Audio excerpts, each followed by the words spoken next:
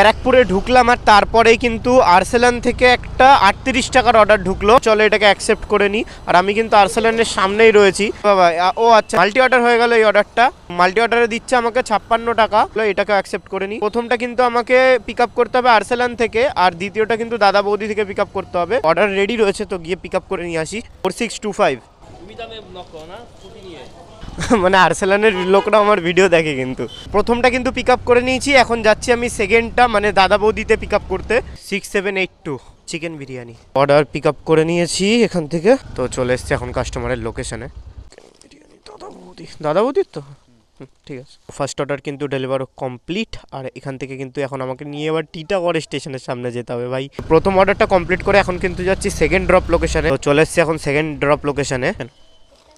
হ্যাঁ 225 ওকে। তো দেখি কত পাই এখানে দুটো অর্ডারে। তো দুটো অর্ডারে কিন্তু 60 টাকা পেলাম।